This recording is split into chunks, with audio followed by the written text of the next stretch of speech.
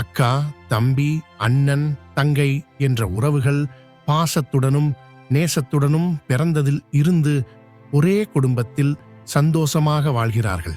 அவர்களிடையே அடி உதை இருக்கும் மற்றும் பாசத்துடனும் அன்புடனும் சப்பாத்தி மாவு ஒன்றோடு ஒன்றோடு இணைந்து இருப்பது போல வாழ்கிறார்கள். சிறிது வருடங்கள் கழித்து அக்கா பெரியவர்கள் ஆகிறார்கள். அக்காவுக்கு திருமணமாகிறது மற்றும் சிறிது வருடங்கள் கழித்து அண்ணன் குடும்ப பொறுப்புகள் தலையில் தூக்கி வைக்கப்படுகின்றன. அதே நேரத்தில் அண்ணனுக்கும் திருமணம் செய்து வைக்கப்படுகிறது. சப்பாத்தி மாவு இப்பொழுது பிணைவதற்கு மிகவும் கடினமாக ஆகிறது. இப்பொழுது அக்காவுக்கும் தம்பிக்கும் இடையில் உள்ள பாசம் சிறிது குறைகிறது. அன்பு மற்றும் பாசங்கள் வெவ்வேறு விதமாக தன் கணவர் மீதும் மற்றும் அண்ணன் தங்கைக்கு இடையில் உள்ள பாசம் தன் மனைவி மீதும் பகிர்ந்து அளிக்கப்படுகிறது.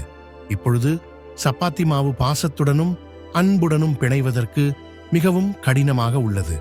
ஆனால் தற்பொழுது அக்காவுக்கு தம்பியின் மீதுள்ள பாசமும் அண்ணனுக்கு தங்கையின் மீதுள்ள பாசமும் இயற்கையாகவே குறைகிறது. ஆனால் இப்பொழுது அக்கா மீதுள்ள தம்பியின் பாசம் அப்படியேதான் இருக்கிறது. அதேபோல் தங்கைக்கு அண்ணன் மேல் உள்ள அன்பும் அப்படியேதான் இருக்கிறது. சப்பாத்தி மாவை மிருதுவாக்குவதற்கு எண்ணெய் எல்லாம் ஊற்றி பிணைகிறார்கள். சிறிது அன்பு மிருதுவாக இருக்கிறது. சிறிது காலங்கள் கழித்து அக்காவுக்கும் அண்ணனுக்கும் குழந்தைகள் பிறக்கிறது. இப்பொழுது தம்பிக்கு அக்கா மீதும் மற்றும் அக்காவின் குழந்தைகள் மீதும் தங்கைக்கு அண்ணன் குழந்தைகள் மீதும் பாசம் அதீதமாகிறது. முன்பு இருந்த பாசத்தை விட மிகவும் அதிகமாகிறது.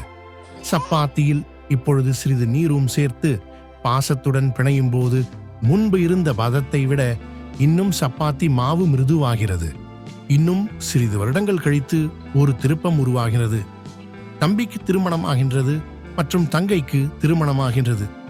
இப்பொழுது தம்பிக்கு தன் மனைவி மீதும் தங்கைக்கு தன் கணவர் மீதும் அன்பு பாசம் பகிர்ந்து அளிக்கப்படுகிறது.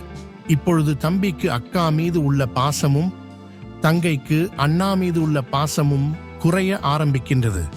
இப்பொழுது சப்பாத்தி மாவை ஒரு திருப்பி போடுகிறார்கள். இன்னும் அண்ணன் தங்கை பாசம் மற்றும் அக்கா தம்பி பாசம் மிருதுவாவதற்கு இன்னும் சில காலம் கழித்து தம்பிக்கும் மற்றும் தங்கைக்கும் குழந்தைகள் பிறக்கின்றன.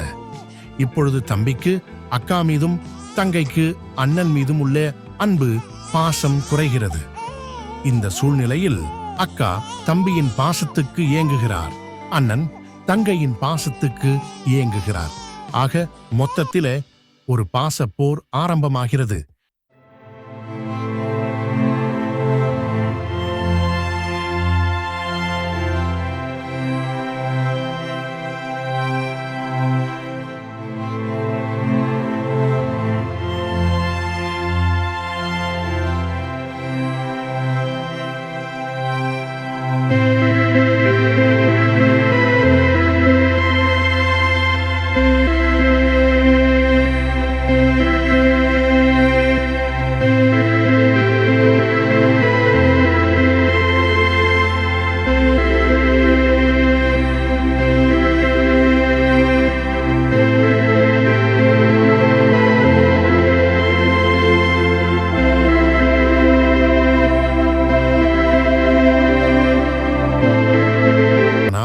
இப்பொழுது ஆரம்பத்தில் அன்பு மற்றும் பாசப் பிணைப்புடன் இருந்த ஒன்றோடு ஒன்று இணைந்திருந்த சப்பாத்தி மாவு தனி யான பூரியாகவும் தனி சப்பாத்தியாகவும் தனி தட்டுகளில் தனி குடும்பங்களாக போய்விட்டது.